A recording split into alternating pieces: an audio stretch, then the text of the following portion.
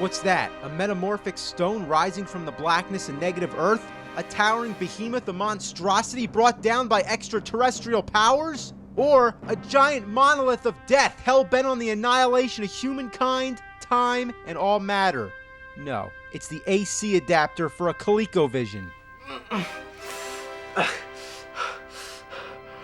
What the fuck were they thinking? Is this necessary? Look, I can't fit this godforsaken piece of shit in the electrical outlet unless there's nothing next to it. What a fucking hog. That's what it is, a self-indulgent glutton of a power hog. Anyway, the ColecoVision was released in 1982, and like the Intellivision, it had the same stupid-ass keypad, but with a joystick. Well, almost a joystick, and it's so stiff it doesn't fare much better. First, let's try out Montezuma's Revenge. Well, I would make some comment about diarrhea or something, but it's actually a pretty good platforming game. You collect a bunch of treasures while avoiding all kinds of hazards. Standard stuff, you know, but well done. Only problem, this controller is fucking horrible! But the good news is that, unlike the Intellivision, you can unplug the controller and swap it with an Atari or a Sega Genesis controller. Who would have thought that would be compatible? But what a great thing. Now let's try Rocky. That's right, Rocky on the ColecoVision. The music and the graphics are quite good for the time, but would it be too much trouble to add any facial features? As far to my knowledge, your only opponent is Clubber Lang. After all, Rocky 3 was the newest movie, so there's definitely no Ivan Drago. But all you do is mash buttons and it all boils down to a big crock of shit. Okay, you're not gonna believe this one. It's called Cabbage Patch Kids Adventure in the Park. It's basically like another Pitfall game, but with a random layout. Why would I swing on the vines when I can hop on the lily pad instead? Then there's screens which don't have anything on it. So what's the point of having them? And so many of them look the same. Next is Campaign 84. Yes, a game based on the presidential campaign. Probably the worst fucking concept for any game in history. First, you pick what you want to accomplish. You know, like what kind of serious issues there are in the country, like ban all shoelaces. And that's my favorite, because shoelaces are bullshit. Then you pick the donkey or the elephant, and I don't really know which is which. And then you're moving around, and I really seem to be having a lot of trouble with this because I can barely move. Alright, let's try to touch the megaphone, okay? You were seen putting your shoes on before you put on your pants. Okay, well, who the hell was watching me get dressed? If I want to put my shoes on first, that's my own goddamn business. Next up is Chuck Norris. Yeah, that's right, Chuck Norris, the game. You're walking around and then you get into fights, and the attacks are completely ineffective. Come on, you son of a bitch! Wow, this is shit. Next we have Dance Fantasy. Okay, well my first question is, where's the music? And what the hell am I trying to do? You're just like floating around. It's as much fun as dragging a mouse around a computer screen. Dr. Seuss's Fix Up the Mix-Up Puzzler. It's a puzzle game where you put together different Dr. Seuss characters. Yeah, that's about as much as I can say about that. Learning with Leaper. It's one of the most juvenile games I've ever played. You're a weird eyeball with legs, and there's 4 little games to pick from. In the balloon game, all you gotta do is match the letters. See, that's a T up there, so all I do is I just grab the T, and then I match them up, and there you go, you win. It's pretty hard, right?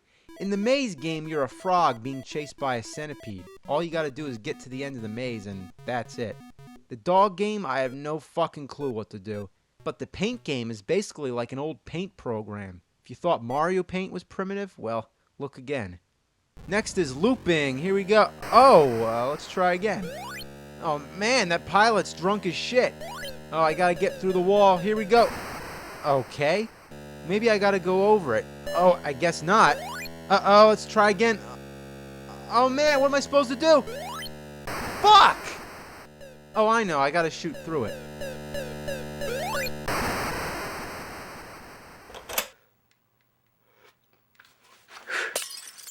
Robin Hood. I guess you're Robin Hood and you're just shooting the fuck out of people with your arrows. Man, all this violence going on, but the sun is just smiling away. Slurpee. Okay, you're just going around slurping balls, and there's all kinds of weird creatures coming at you, and I really don't know how else to describe this thing. It's like, what the hell? Smurf Rescue. Yeah, how could you go wrong with a game about the Smurfs? All you do is keep walking right. Nobody's trying to kill you. Everything's just fine and dandy. What a nice game. This is the happiest game ever made. Wargames. I'm assuming it's based off the movie since they both came out in 1983. You're basically trying to stop nuclear missiles from blowing up the whole world. It's kind of serious. But there's another one called War Room, which is a similar game, except this one has some comedic relief because it's got giant mutant chickens. Alright, well, this video is getting out of hand, and we can spend all day talking about these games and discussing them in depth, but I only wanted to give you an introduction to two classic gaming consoles. Now, I know we mainly focused on the shitty aspects, but let me tell you, that's the name of the game. But before I end it, let's take a look at the ColecoVision expansion module. Yeah, what gaming system is complete without some kind of peripheral? You plug it in and now you can play Atari 2600 games. That's right, I'm playing Atari on ColecoVision, its competitor. Okay, that would never happen today. That's like if Sony said, okay, we're going to come out with this new expansion module for the PlayStation 3. You're going to be able to play Xbox games on it. There would be lawsuits up the ass. And there were more expansion modules. The second one's a steering wheel for the driving games, and the third one connects the fucker to an Atom computer. I wonder if the Addams family had an Atom computer. Now the fourth expansion module connects it to a dishwasher. And then the fifth and final one connects it to your ass. Never do more than I really need. My mind is racing, but my body's in the lead. Night's the night, I'm gonna push it to the limit. I live all of my years in a single minute. Fill my eyes with that double vision.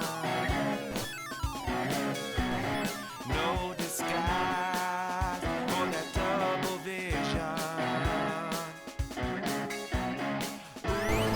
Ooh, when it gets through to me, it's always new to me.